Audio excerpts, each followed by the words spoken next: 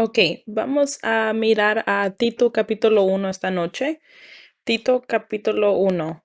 ¿Puedes ir allí?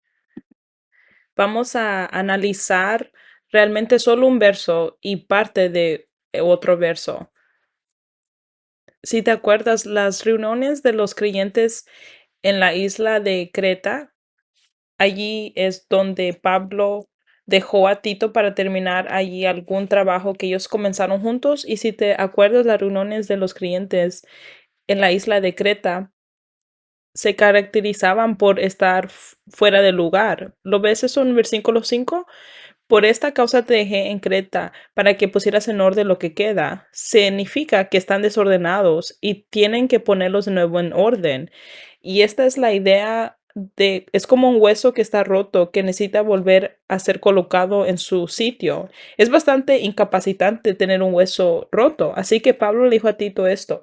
Hay una cosa que no es negociable, que tienes que participar para poner en orden esas reuniones en cada ciudad.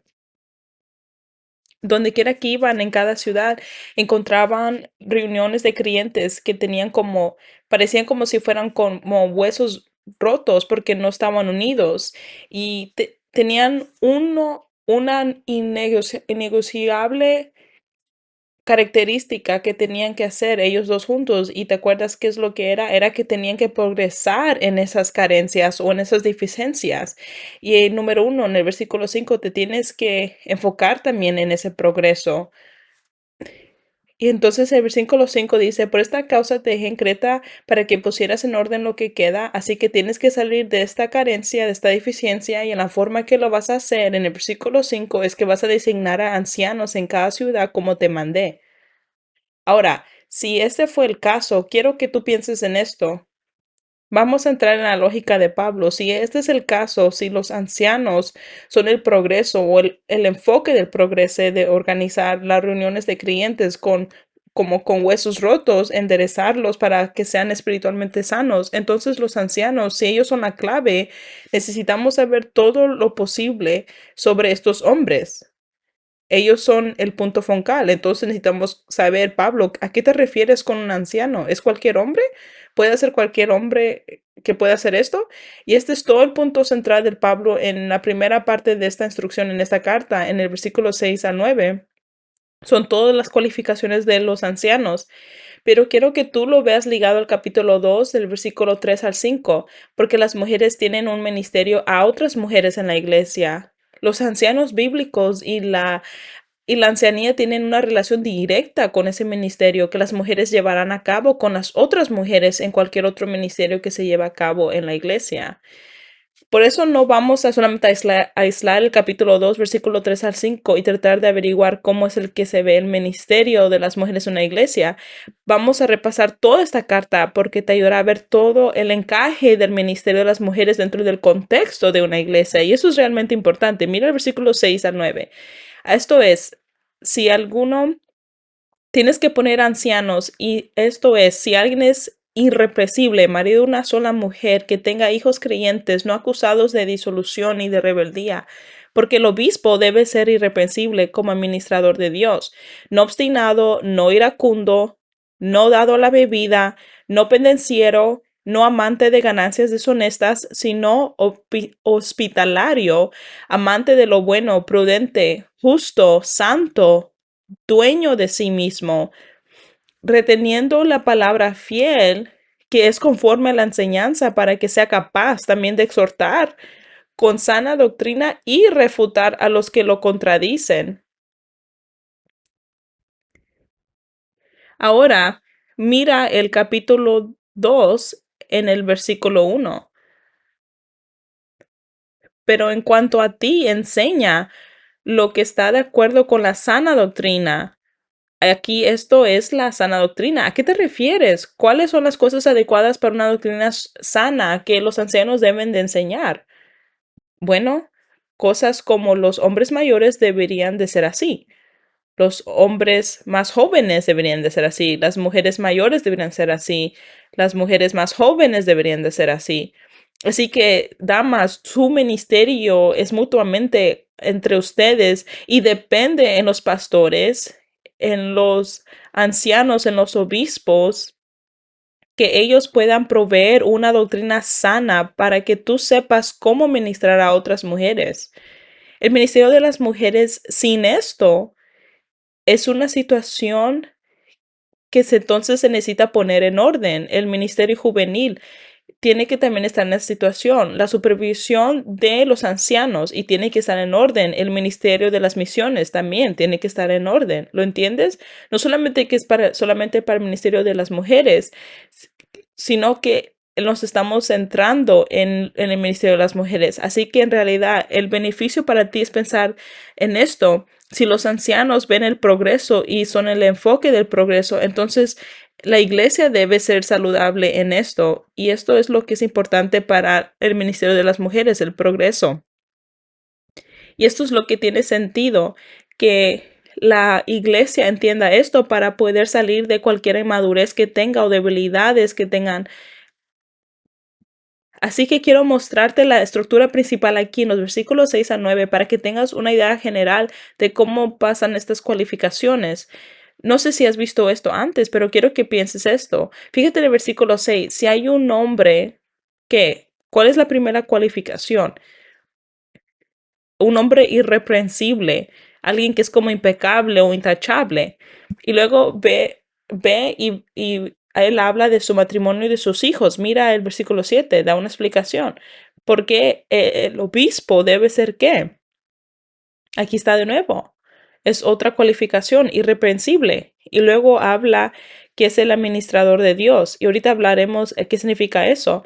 Pero lo primero que se tiene que notar es que es irreprensible y es algo que se repite, una cualificación que se repite y esto es porque es importante y es fundamental por encima, bueno, por debajo de todas las otras cualificaciones, pero también revela que hay dos hogares en vista. ¿Lo ves? ¿Qué hogar se aparece en el versículo 6? La casa del anciano, su propia casa personal. Y ahora, ¿qué hogar se ve en el versículo 7 y el siguiente? La iglesia. ¿Y cómo lo sabes? Se suena que es así la iglesia, pero ¿cómo lo sabes? Hay una forma en que se menciona que el obispo está sobre la casa de Dios, pero ¿cómo sabes eso? ¿Por qué? Porque dice que es el mayordomo de Dios, es el administrador de Dios. ¿Y qué es lo que hace un administrador o mayordomo del Señor? Él cuida la casa del Señor. Entonces, así tiene que ser. Es irre- irreprensible en su cuidado de su casa. Igualmente, tiene que ser en la casa de Dios y poder manejar su propia casa para manejar la casa de Dios. Así que este es un argumento de lo menor a lo mayor. ¿Cuántas personas o qué hogar tiene más personas? La iglesia tiene mucho más. La gente, la casa de Dios tiene mucha más gente, así que tiene que ser fiel en la casa donde hay más gente, porque si es fiel en su casa donde hay menos personas a comparación a la iglesia, entonces va a ser fiel igualmente en la iglesia y va a poder ver sobre la casa de Dios. ¿Tiene su sentido? Primera Timoteo capítulo 3 versículo 15 te dice esto, que la iglesia es la casa de Dios. Pero en caso que me tarde, escribe Pablo, te escribo para que sepas cómo debe conducirse uno en la casa de Dios, que es la iglesia del Dios vivo, columna y sostén de la verdad. Así que el anciano, el obispo, puedes regresar a Tito 1, él representa el liderazgo de Dios sobre la casa de Dios en la iglesia. Así que esta es la línea de pensamiento de Pablo. Un anciano en el versículo 5, a quien también llama un obispo en el versículo 7, debe estar por encima de todo reproche. Y también un obispo que está sobre todo liderazgo tiene que ser evaluado en dos hogares, el de él primeramente y también cómo él se conduce en la iglesia, si es que está irrepresible en la iglesia. Pregunta, entonces, ¿eso significa que uno de los requisitos para ser un obispo tiene que estar casado? Bueno, vamos a llegar a eso. Eso es una muy buena pregunta. Su pregunta de ella fue, es que si se requiere que un anciano tiene que estar casado, estás anticipando la pregunta correcta. Buen trabajo. Lo responderé en un momento. Bueno, ¿qué hogar tiene más que liderar? Ya hablamos de eso. ¿Cuál tiene menos? Es un argumento que va de lo menor al mayor. Pablo dice esto en 1 Timoteo 3, versículo 4 y 5. Retrocede solo unas páginas hacia atrás y puedes mirarlo. Aquí está, se encuentra en las cualificaciones aquí en 1 Timoteo 3 y en versículo 4. El obispo tiene que dirigir bien su propia casa, tener sus hijos en su misión con toda dignidad. Y luego mira eso lo que dice, pero y que gobierne bien su casa. Pero si no puede un hombre saber cómo gobernar su propia casa, ¿cómo podrá cuidar de la iglesia de Dios? ¿Ves eso? Entonces un argumento que va de lo menor al mayor. Así que quiero hablar de dos cosas esta noche. Tres cosas quiero lograr. Primero hablamos de ancianos, obispos y pastores. Número uno, ¿qué es lo que significa en poder ser irreprensible? Y, y luego también, número uno, vamos a hablar de pastores, ancianos, obispos. Número dos, ¿qué significa ser irreprensible? Y número tres, ¿qué significa ser marido de una esposa? Así que vamos a ver número uno. Vamos a ver versículo 5. Obispos, pastores y ancianos. Todo eso se refiere a un mismo oficio. Y el otro oficio de la iglesia son los diáconos. Así que hay dos oficios o dos oficinas en la iglesia que son los ancianos, los obispos, pastores es uno y el otro son los diáconos. Y quiero que podamos entender eso. Y Pablo obviamente está hablando aquí de los ancianos.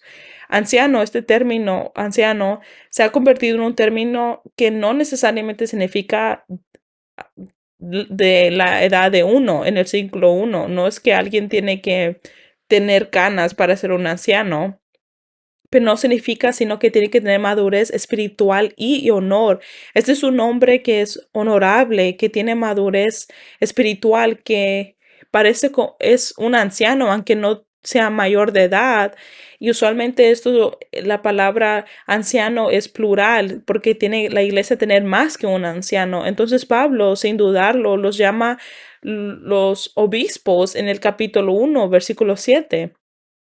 El obispo describe más de lo que hace el anciano. Él está vigilando la gente, está vigilando sobre las ovejas. Pablo cambia sin problemas de hablar de los ancianos como hombres honorables y maduros que están irreprensibles y ahora está hablando qué es lo que hacen, que ellos supervisan el ministerio. La tercera palabra es ahora el pastor. Y este es el tercer término para el oficio de liderazgo. Entonces tienes pastores, ancianos y obispos. El pastor pastorea. La iglesia es como un rebaño, los ancianos son como los pastores. Y en Hechos 20 se puede ver esto que Pablo habla hacia los ancianos de los Efesios. Y en tu Nuevo Testamento habla estos tres títulos también intercambiablemente, como lo hizo Pablo. Efesios 4:11 es donde ves la palabra pastor y él dio a algunos el ser apóstoles, a otros profetas, otros evangelistas y a otros pastores y maestros. Así que en realidad el pastor es un regalo para la iglesia o los pastores son un regalo para la iglesia. Y están entre los ancianos. Es todo un mismo cargo, un mismo oficio. ¿Cuáles de los ancianos podrían ser los pastores y maestros? Bueno, vuelve primero a 1 Timoteo capítulo 5 versículo 17 y te lo mostraré. 1 Timoteo 5:17. Y de nuevo, puedes usar una de estas tres palabras indistintamente, pero algunos son un poquito diferentes que otros en esta oficina, en este oficio. Mira, versículo 17. Los ancianos que gobiernan bien sean considerados dignos de doble honor, principalmente los que trabajan en la predicación y en la enseñanza, que significa que deberían, ser compensionados por su trabajo, deben de recibir su recompensa financieramente. Eso significa que le dirán mejor que otros. que otros ancianos. Así que no todos los ancianos son iguales. Así que hay unos ancianos que van a liderar bien. ¿Y qué es lo que hacen que permiten que ellos lideran mejor? ¿Qué es lo que los hacen a ellos diferentes? Versículo 17, es que son esos especialmente aquellos que se esfuerzan en predicar la palabra y enseñar. Así que algunos de los ancianos tienen el poder de poder enseñar y predicar la palabra de una manera que les da un liderazgo, un gobierno que les hace un poco diferente a los demás. No todos son iguales. Todos son ancianos, todos supervisan el rebaño y todos necesitan ser pastores, pero algunos tienen ese don que se les otorga. ¿Tiene sentido? Así que Pablo dice, estos hombres ancianos que supervisan y que pueden y que tienen los dones de ser pastor y maestro para la iglesia, y son el enfoque de ayudar a las reuniones de creyentes a superar sus deficiencias, sus carencias, es este tipo de hombres que estamos buscando, dice Pablo a Tito, que van a poder sacar a estas iglesias de su condición de huesos rotos. Ellos son el punto focal. Así que el ministerio juvenil, el de los niños, el ministerio español, el ministerio de las mujeres, etcétera. Piensa de todos los que puedes pensar de la seguridad, los diáconos, el de la música. Todos ellos encuentran su estabilidad y su salud relacionadas con esto. Porque estos hombres son el punto focal del progreso para que una iglesia madure. Eso es lo que dice Pablo. Así quieres que estar en un buen ministerio de mujeres, necesitas tener buen liderazgo en tu iglesia, comenzando con los ancianos, los pastores y los obispos. Eso es número uno. Ancianos, obispos, pastores. Número dos, ¿qué significa ser irreprensible? Regresa al primer capítulo de Tito. Esta es la fundación de la cualificación del carácter de los pastores. Primero en su propia casa y luego también en la casa de Dios. Porque en el versículo 7, porque tienen que ver en su casa primero. ¿Y qué significa esto? Ser irrepresible es de que su carácter está por encima de la acusación. Así que la acusación no permanece en él porque su carácter está encima de eso, de cualquier acusación vergonzosa o reproche. Así que la acusación es como una flecha que vuela hacia él, pero no le puede pegar. ¿Y qué significa eso prácticamente? Lo más probablemente tienes fácilmente la categoría de perfección. Obviamente, Jesús estaba por encima de todo reproche. Ninguna acusación legítima se pudo hacer contra él. Cualquier acusación que vino, él estaba encima por eso. Sin embargo, esta no es la categoría que ninguno de nosotros estamos o tampoco que ningún anciano va a estar. ¿De acuerdo? Entonces, por nuestra caída vivimos en la tierra de las acusaciones. Entonces, ¿en qué sentido es que un hombre creyente está por encima de ser irreprochable? Tiene que ser santa constancia y humilde confesión. Déjame explicarte lo que me refiero. Para estar sobre cualquier reproche es que el hombre es constante en su santidad, en todas las dimensiones de su vida, así que su vida en cómo piensa es constante, está pensando en lo correcto, está luchando por el pensamiento correcto, él piensa constantemente, sus palabras, su discurso es constante en cómo sus conversaciones se desarrollan, es cuidadoso con sus palabras, es constante, su actitud, en cómo él afrenta las dificultades, decepciones y las relaciones, es constante, es esforzado constantemente para que sus actitudes sean constantes. Las buenas obras que él hace es constante. Tienes buenas obras, sus deseos los está moldeando todo el tiempo, intentar de ser coherente con sus deseos y no tener ambiciones egoístas en su vida. Sus relaciones, si miras sus relaciones en general, son consistentes. Él va a esta relación a otra y así sigue. Hay consistencia, hay coherencia en sus finanzas y en su forma en que arregla su vida, pero él no está sin pecado. no está. Así que va a flaquear en algunos momentos. ¿Y qué es lo que hace cuando pasa eso? Cuando le habla cruel a su esposa, humilde confesión, inmediatamente. Se hace responsable, no trata de excusarse, no deja que se mantenga con ese pecado. Él rápidamente lo corta y humildemente lo confiesa. Ese hombre, cuando alguien le hace una acusa a este tipo de hombre, el resto que ha visto su santa consistencia dice, esa acusación no se mantiene porque porque él se caracteriza por una santa coherencia y yo lo veo confesar humildemente su pecado. Ahora bien, por supuesto, hay algunos pecados que un anciano puede cometer que es de una sola vez y ya los quitan de su oficio, como el adulterio. Puedes pensar Proverbios capítulo 6. Ve a Proverbios capítulo 6 y déjame enseñarte. Te voy a enseñar la verdad de lo que pasa cuando un hombre o cuando una mujer comete adulterio. Pero aquí es el hombre que está en vista. Proverbios 6:32.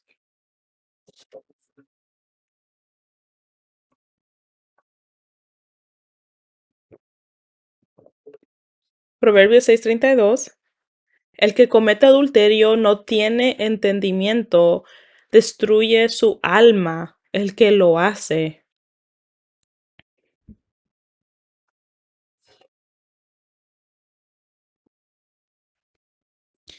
Heridas y vergüenza hallará, y su afrenta no se borrará. ¿Y qué es lo que pasa? Su afrenta no se borrará. Eso no significa que no puede ser perdonado por Dios, sino que Él va y explica lo que significa. Versículo 34. ¿Por qué? Porque los celos enfurecen a un hombre. ¿Y cuál es ese hombre? El esposo de la mujer con quien cometió adulterio. Los celos enfurecen a un hombre y no perdonará, no aceptará ningún rescate, ni se dará por satisfecho aunque le des muchos presentes. Esa mancha o ese reproche nunca lo va a dejar. Siempre va a estar con él, va a tener ese reproche, pero Dios obviamente lo puede perdonar.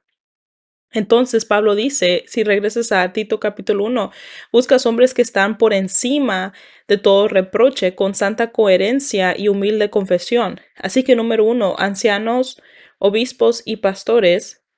Número 2, ellos tienen que estar irreprensibles. Ese es el tipo de hombres que deben ser el punto focal del progreso de una iglesia, para que la iglesia salgan de sus carencias. Últimamente, vamos a tomar la última cualificación de Tito capítulo 1, versículo 6. Es esposo de una sola esposa. Así que puedes pensar en esto como una calificación irreprochable, como una cualificación general que se desarrolla de más cualificaciones de personaje. ¿Qué significas cuando digo esto que es irreprensible? Bueno, es de que tiene una buena relación con sus hijos, es decir, que es el marido de una sola esposa, que en la casa de Dios no es esto, no es esto, no es esto. En el versículo 8, versículo 7, y luego también es todas estas cosas. O puedes pensar que irreprochable significa, es como algo fundamental. Si por encima él está sobre todo reproche, lo que quiero decir es que todas estas otras categorías de este carácter van a surgir y apoyar esto.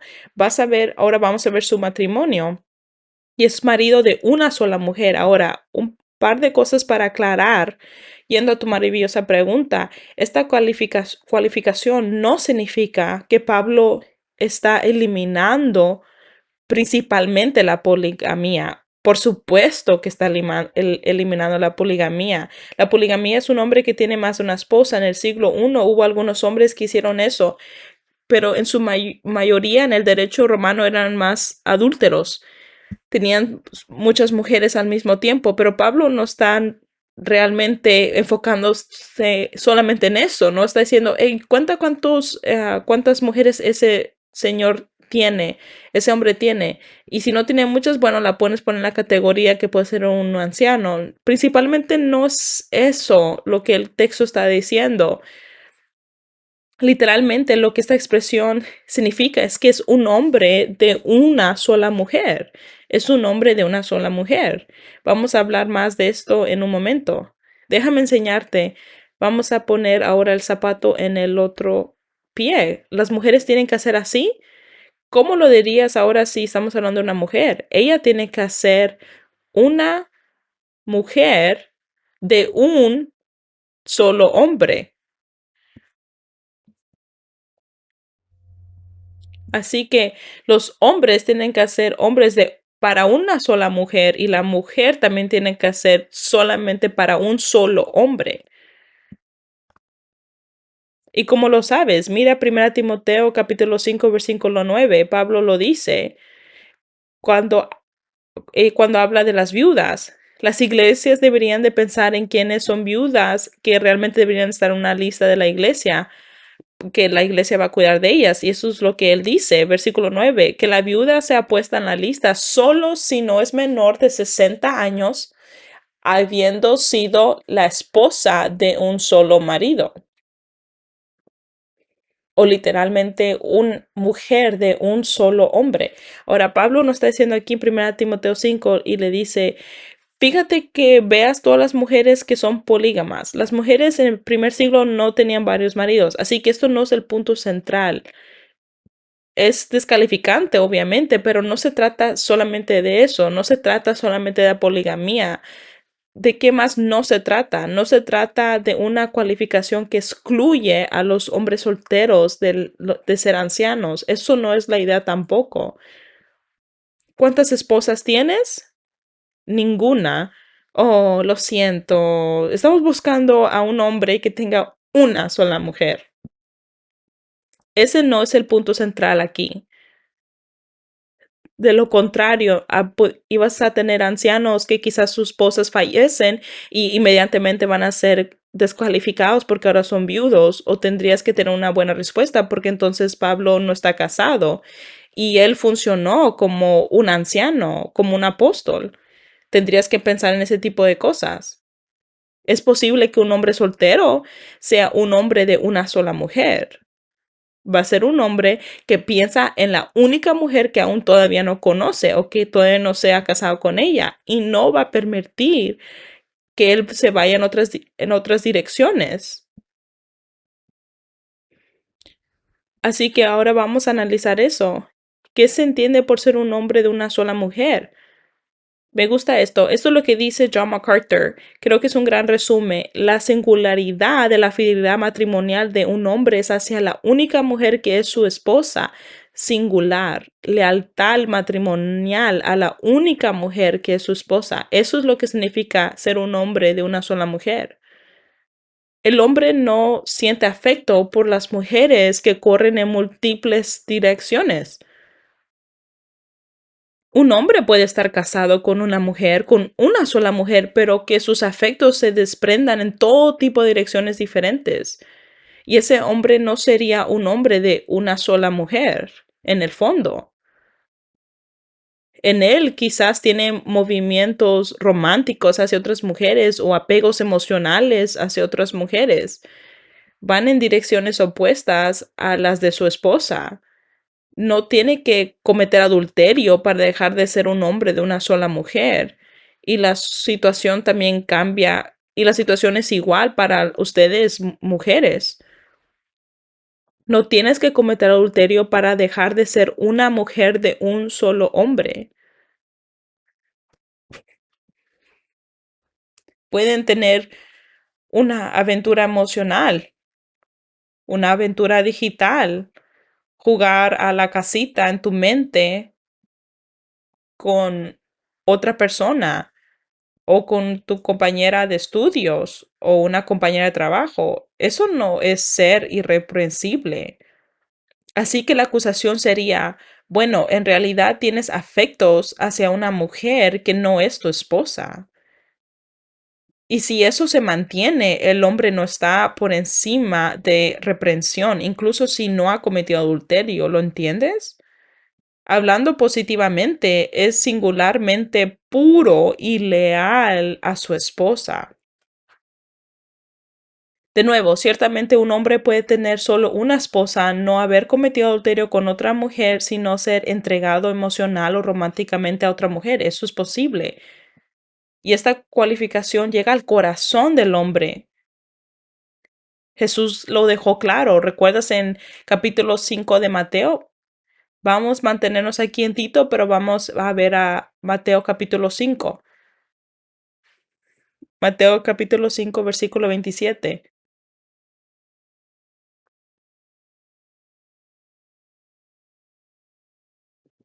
Esta cualificación llega al corazón del hombre. Mateo capítulo 5, versículo 27, Jesús dijo, habéis oído que se dijo, no cometerás adulterio. Eso es un mandato que viene después del acto. El Antiguo Testamento lo ordenaba, el Nuevo Testamento también lo ordenaba. Pero Jesús les dice que todo aquel que mira a una mujer desear por ella ya cometió adulterio con ella en su corazón.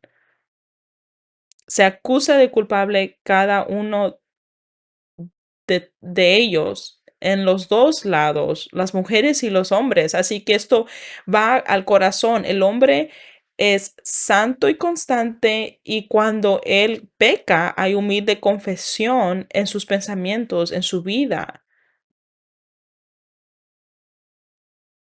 El hombre que no que no hace eso se acerca cada vez más y más y más y más al borde del adulterio en cada paso. Así que como madres y como esposas, quiero animarlas que sean diligentes en su búsqueda y protección de sus esposos y de sus hijos. Antes era, yo soy una persona de mayor edad.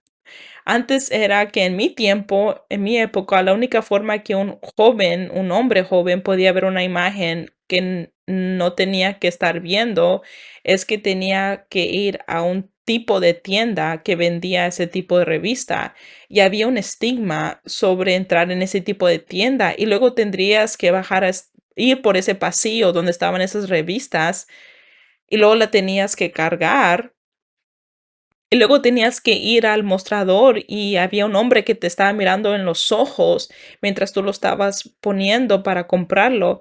Y luego tenías que tener eso en tu mente, voy a hacer todo eso, voy a arriesgarlo todo y lo voy a hacer. Y para muchos jóvenes en culturas pasadas, eso era demasiado para hacer. Y ahora tu hijo pequeño solamente tiene que hacer esto en el teléfono y ahí está. ¿Te ha pasado a ti alguna vez y que tú no tenías la intención que te pasara y tú piensas, oh, ¿qué es esto? La iglesia hoy piensa en esto. Tiene que encontrar hombres que probablemente, lamentablemente, hayan sido expuestos a todo tipo de imágenes, incluso, incluso de forma tonta y que no fue intencionalmente. Pero la iglesia tiene que encontrar hombres que están luchando por eso, contra eso, con santa coherencia y están por encima de toda responsabilidad en ello. No hay mejor manera de quitar una iglesia y mantenerla en su estado deficiente que tener hombres que simplemente no tienen cuidado. Tienes que orar por tu esposo, tienes que orar por tus hijos y tienes que orar por tus ancianos y los líderes de ministerio. Tienes que orar por el esposo futuro de tu hija. Señor, mantén sus ojos lejos de todo eso. Jesús continúa diciendo, si tu mano te hace pecar, córtala. Si tu ojo te hace pecar, sácalo.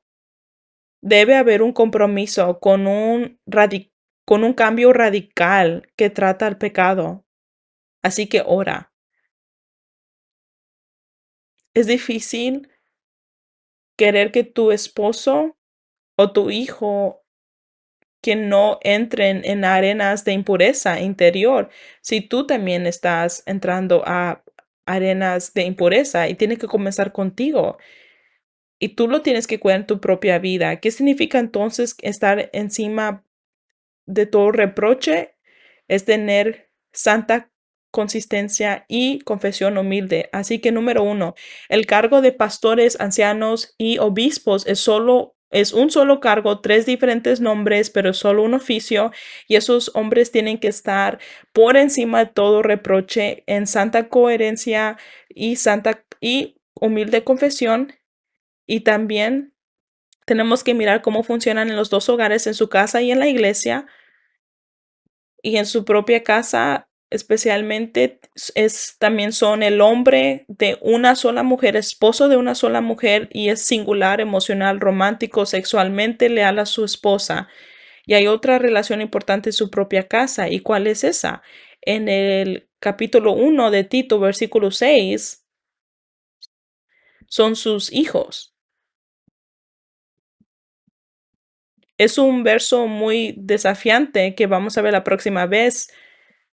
Algunos de ustedes en la versión LSB, que es Legacy, lee que dice los niños fieles y en otra versión dice los niños creyentes o hijos creyentes y vamos a hablar qué significa eso. ¿De acuerdo? Bueno, vamos ahora a hacer una discusión grupal en esta media hora. Tienen 30 minutos. Gracias.